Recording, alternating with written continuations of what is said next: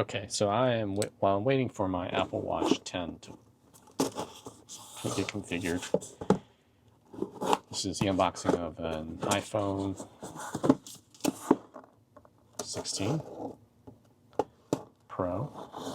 And I am actually in a hurry to get somewhere, but here is the phone. Ta-da! iPhone 16. And it's glory.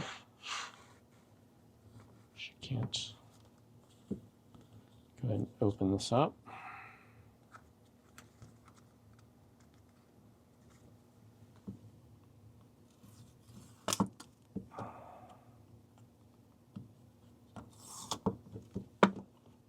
Ta-da! It's my first Pro in a long time. I think the 12 might have been the first one I got. I don't even know. I didn't get the 12. I'm thinking like, oof, I don't know. It's been a long, long time. So I thought I'd splurge. Oh. And it comes with a nice braided cable, which is pretty sweet. It'll stand out more than the plastic ones, rubber coated ones, or whatever they give you that you don't realize it's actually a nicer cable than it is. So there's that. Oh, let's take this cover off. And being a good boy, I got a new case. I've been pretty good about not using screen protectors. The iPhone 13, I beat the crap out of that, and it worked great without a case or a screen protector. Sorry, I have a case, but without a screen protector on the camera or the front, and it never got scratched up.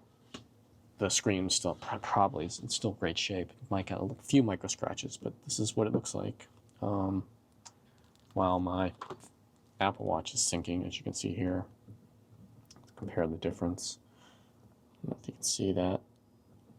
I don't really want to move the part in the glare. But you see the difference in the size. Is that right? Yeah, so it's about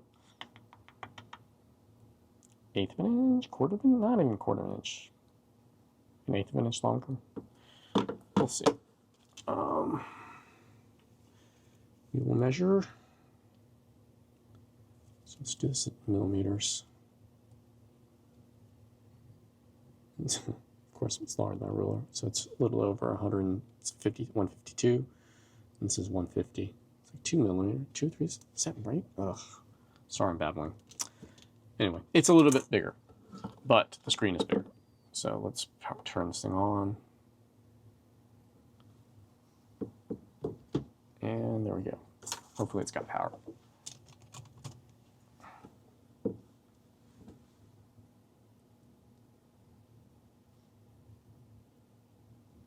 Oh man, so now I gotta switch everything to Lightning, which is the added benefit of this. So anyway, I'm gonna go and get this thing set up and show you what it looks like when it's... So I finally got through the odyssey of setting these both up.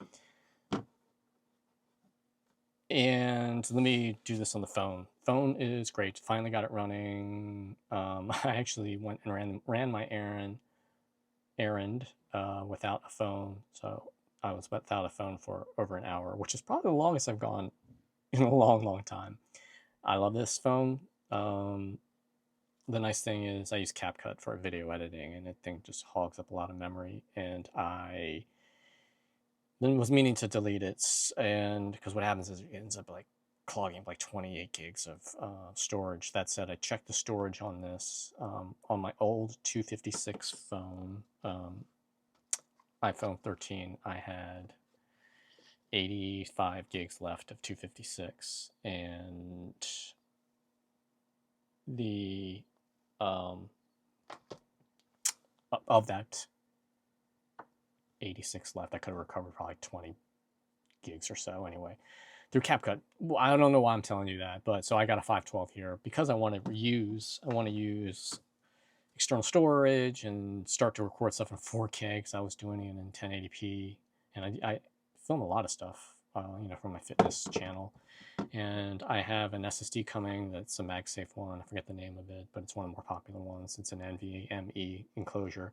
But I found out that the Samsung USB 3.1, USB-C 3.1 will work with this, but unfortunately it won't fit in the slot for the case. So I already have coming a coupler that's U-shaped, so it plugs in there.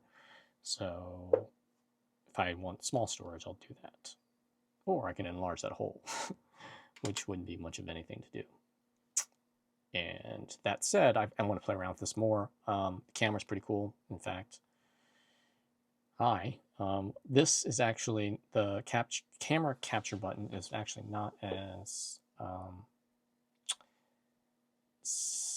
sensitive as I thought it was going to be. Why I showed you what that looks like. Okay, so it's not, people are saying it's hard to depress. Okay, that was the light, and that was taking a picture.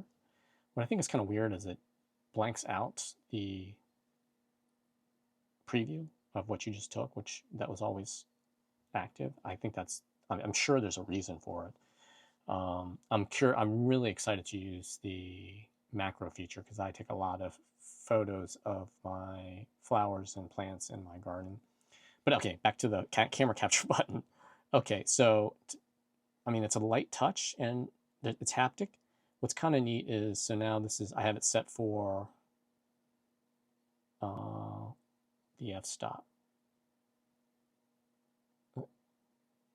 Okay, so that's it. That's the kind of tricky part, to switch it. So I had it for depth, and you can switch it to exposure, zoom, cameras. Oh yeah, so you can switch to cam. Oh, let's go find out what cameras is.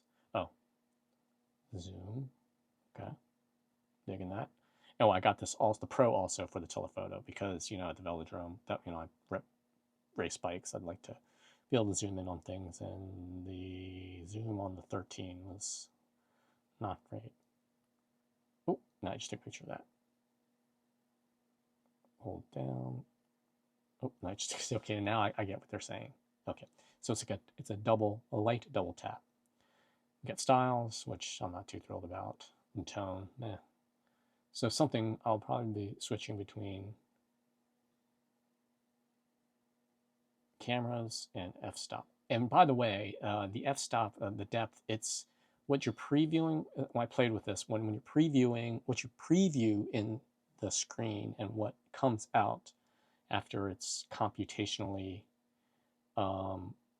photographed, it's really, the depth of field is, okay, that's going to take some getting used to. It's overblown. Yeah, so, okay, so let's just try that. Yeah, see, I don't like the fact that it blanks that out. You're not going to be able to tell anything by that as far as depth of field, because there's no real depth of field. But anyway, anywho, yeah, I'm digging the phone so far. It is, this is the first time I've had Pro Motion aside from my iPad Pro. It feels a little bit bigger. I was training just now before while the phone was completing its update, and it is a little more snug in my jersey pocket, my cycling jersey pocket. Let's see. Oh, the action button I got to configure. Oh, and this is the interesting thing is I noticed it tells you whether or not silenced. I don't know if you can see that. Silenced. And so if you hold the action button, now it's ringing. You hold it down, now it's silent. Which I thought was kind of cool.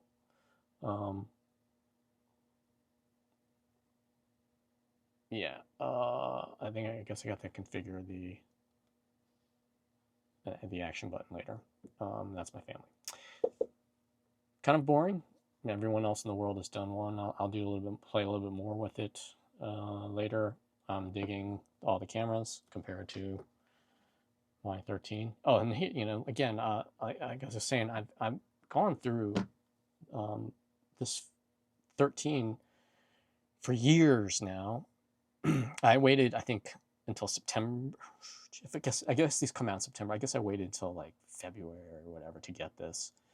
So I waited a few months to jump to get the 13. And that said, I specifically do not want to use a screen protector. And on the screen right now, just looking at it, it's very few micro scratches. I mean, you really have to nitpick. So it's in great condition. And I use this holster case, which is arguably the least protective case possible.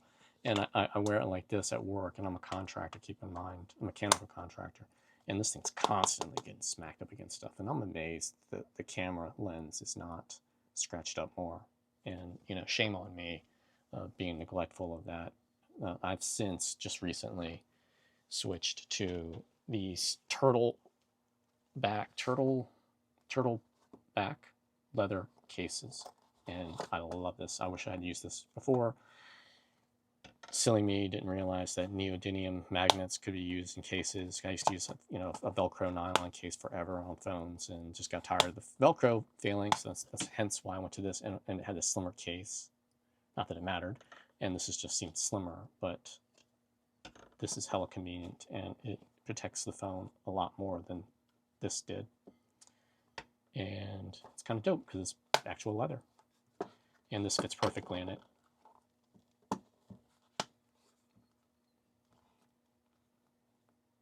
Anyway, thanks for watching, and I'll finish up my one on my Apple Watch 10.